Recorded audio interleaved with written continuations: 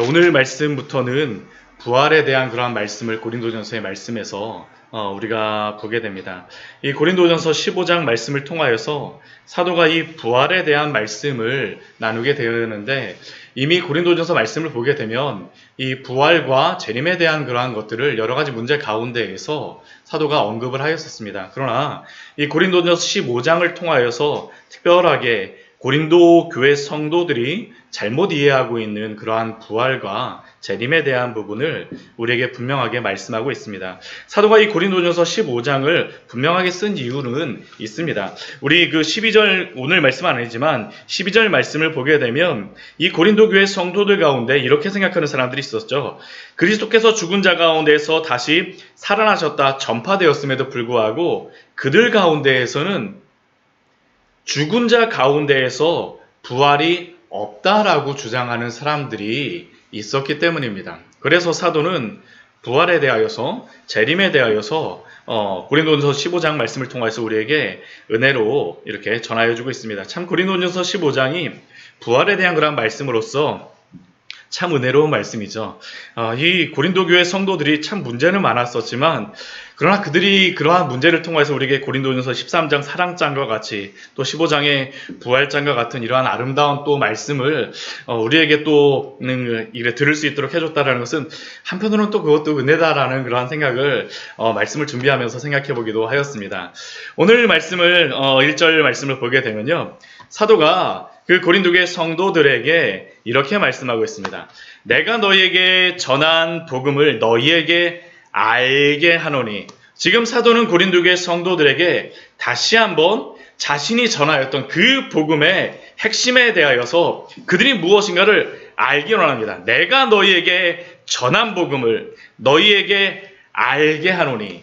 그가 전하였던 그 복음이 무엇입니까? 우리 그 뒤에 말씀에 보면 사도가 전하였던 그 복음이 무엇인가를 이제 말씀하고 있는데요. 첫 번째는 그들이 사도가 전하였던 그 복음을 받았습니다. 그들은 그 복음의 진리를 믿게 된 거죠. 받고 나서 믿게 되어졌습니다. 또 그 복음은 무엇입니까? 그들이 받고 나서 그 복음 가운데에 서게 되었습니다. 성도가 된다는 것은 다른 것이 아니죠.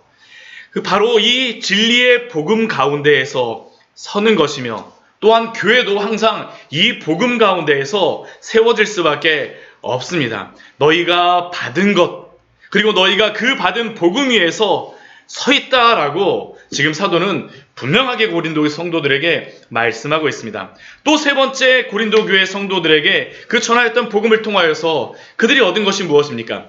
너희가 만일 내가 전한 그 말을 굳게 지키고, 그들은 그 복음을 가지고 굳게 지켜야 된다는 것이죠. 단순히 복음을 받아들이고 그 복음 가운데에서 세워지는 것으로 끝나는 것이 아니라 사도가 전한 이 복음을 굳게 지키며 그 복음 안에서 순종해야 됩니다. 그리고 이렇게 순종하는 그 복음 가운데에서, 그들에게 전하여진 이 복음 가운데에서, 세워진 가운데에서 그들이 헛되임이 있지 아니하였더라면 그 복음으로 말미암아 구원을 받으리라고 사도는 분명하게 오늘도 우리에게 말씀하고 있습니다. 이게 바로 복음의 능력이죠. 복음의 능력. 그런데 이렇게 우리가 사도가 전하였던 이 복음 가운데에서 우리가 유념할 것이 있습니다. 이렇게 사도에게서 받아서 서서 굳게 지키라고 하는 것은 사도가 전한 그 복음입니다. 사도가 전한 복음. 오늘 그 15장 읽었던 말씀을 보게 되면요, 너희에게 전한 복음이라는 것을 사도가 굉장히 강조하고 있습니다. 우리 1절 말씀에서도 내가 너희에게 전한 복음, 우리 2절 말씀에도 보면 내가 전한 그 말, 또 우리 11절 말씀에도 보면 이같이 전파하매. 그러니까 사도는 지금 사도가 전하였던 그 복음 가운데 서야 된다는 것을 굉장히 강조합니다. 왜 이렇게 강조하겠습니까? 복음의 순수성을 지금 말하고 있는 것입니다.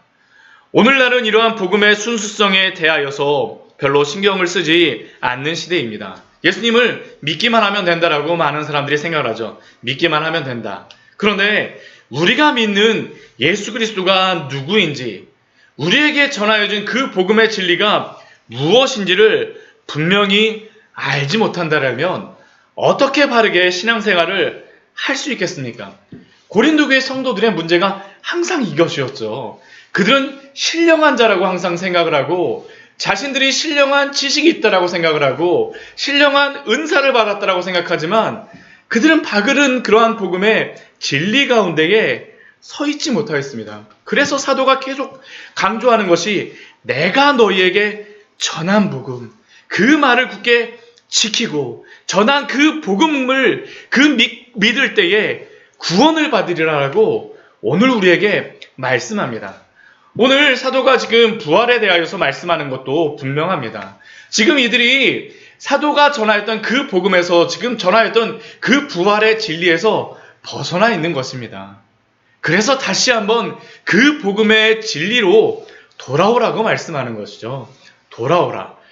오늘 3절서부터 4절까지의 말씀에서는 자신이 전하였던 그래서 그 복음이 무엇인가를 다시 한번 세 가지로 분명하게 말씀합니다. 첫 번째는 무엇입니까?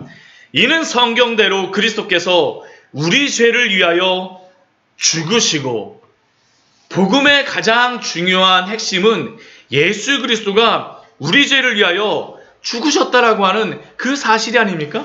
이것이 복음의 핵심이죠.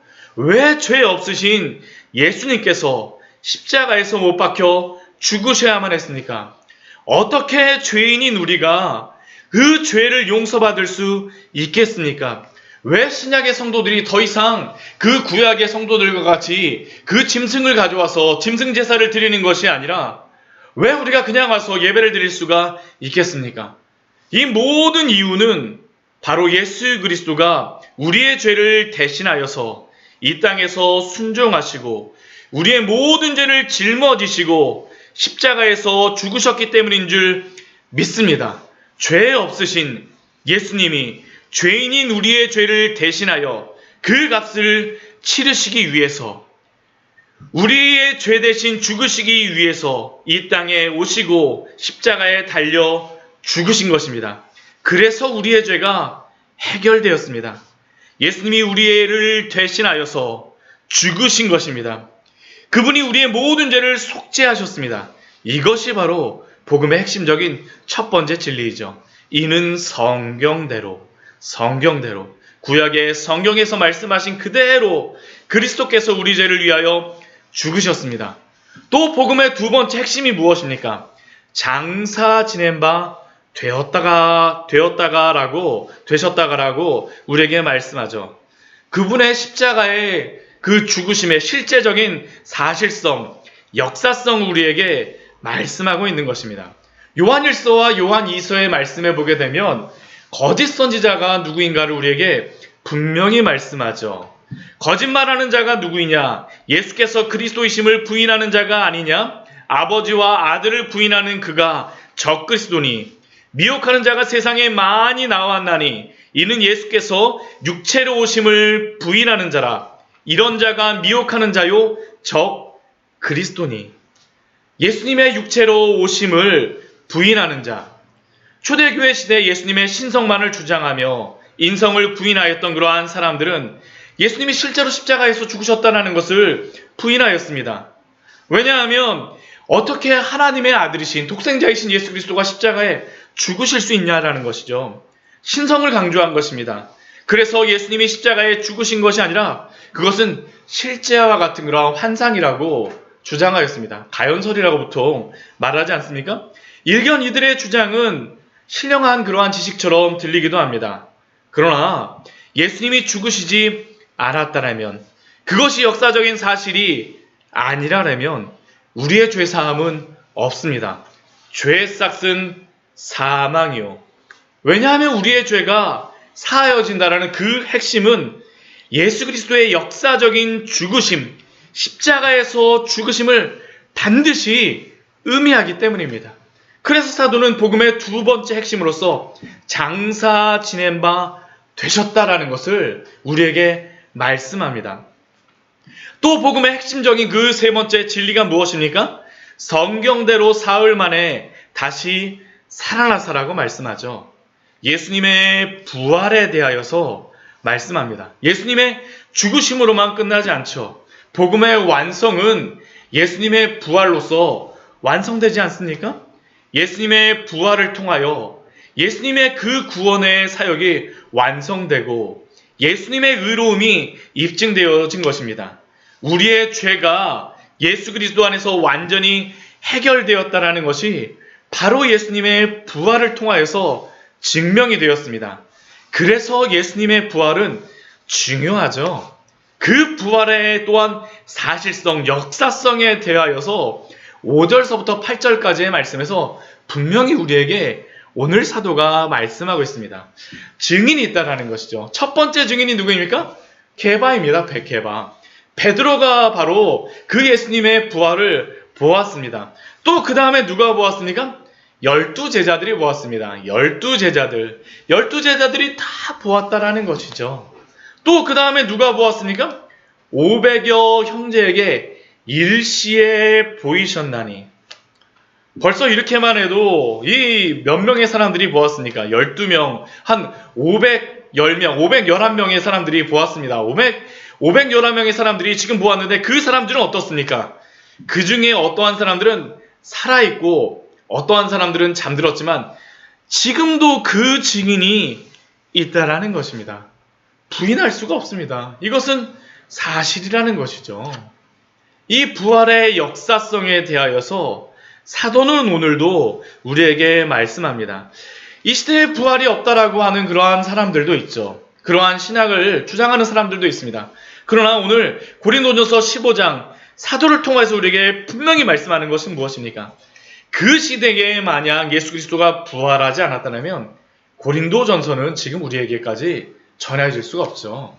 이 성경의 이 말씀이 여기에 기록될 수가 없습니다. 왜냐하면 이렇게 많은 사람들이 증인으로 있었기 때문입니다. 이것은 역사적인 사실이라는 것입니다. 또 그 이후에 보게 되면 예수님의 형제였던 야고보도 보고 그 후에 모든 사도와 맨 마지막에 누가 보았다라고 우리 8절 말씀에 말씀하고 있습니까? 나 같은 자에게도 보이셨다라고 말씀하고 있습니다. 나도 사도 바울도 바로 그 부활의 증인이라는 겁니다. 증인이라는 것이죠. 그런데 사도가 이 부활의 증인이라고 하면서 그 자신을 묘사하고 있는 그러한 말이 있습니다. 굉장히 겸손하게 자신에 대하여서 이렇게 말씀하고 있습니다. 맨 나중에 만삭되지 못하여 난자 같은 내게도 맨 나중에 만삭되지 못하여 난자 같은 자신. 이것은 조산하여 난 그러한 모습을 의미하는 것입니다. 왜 사도가 이렇게 말하고 있겠습니까? 자신은 다른 12사도와 같이 예수님이 예수님이 이 땅에서 계셨을 때에 사도로 부름을 받은, 제자로서 부름을 받은 자는 아니었었죠. 맨 나중에 만삭되지 못한 자라고 스스로가 이렇게 말하고 있는 겁니다. 그런데 은혜가 무엇입니까? 하나님이 부르셨습니다. 하나님이. 그럼에도 불구하고 사도 중에 가장 작은 자라고 할 수밖에 없는 자임에도 불구하고 맨 나중에 만삭되지 못한 자라고 말할 수밖에 없는 사람임에도 불구하고 하나님이 부르셨어요. 더구나 그가 부르셨던 그 자리는 어디였습니까? 바로 교회를 박해하기 위하여서 갔던 그 다메섹의 그 자리가 아닙니까? 나는 하나님의 교회를 박해하였으므로 하나님의 교회를 박해하기 위하여서 가던 그 자리에서 예수님이 부르셨습니다. 그렇기에 자신은 사도라 칭함을 받기에 감당하지 못할 자라는 겁니다. 이게 바로 사도가 자신에 대하여서 생각하였던 것이죠.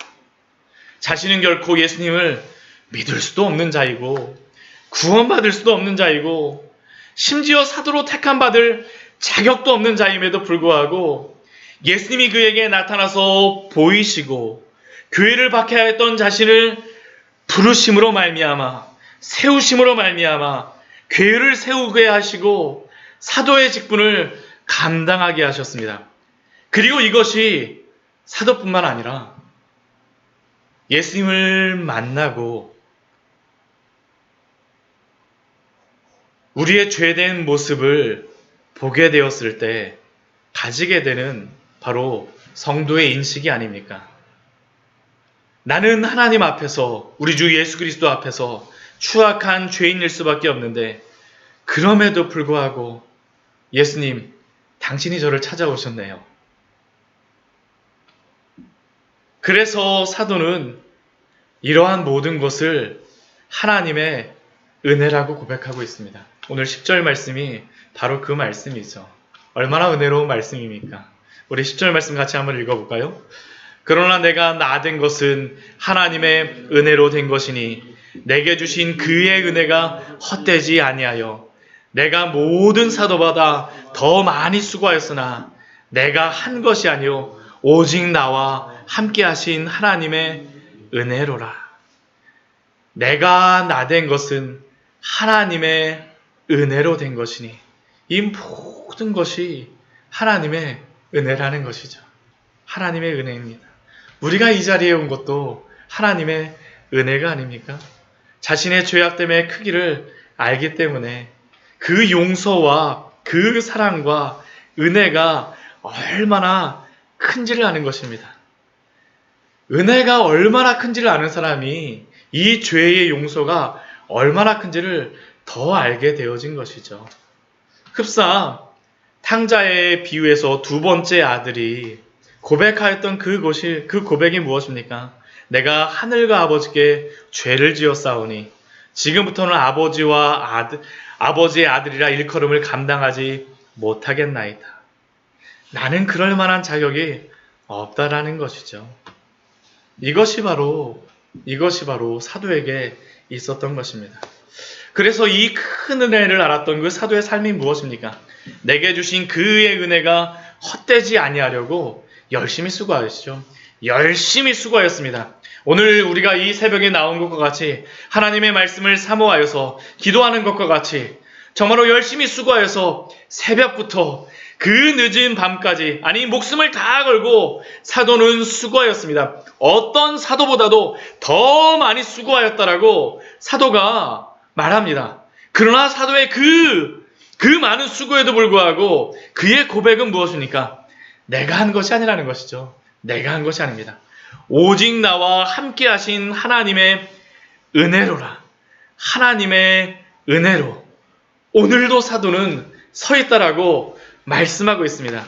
이 은혜가 우리에게 있었으면 좋겠습니다.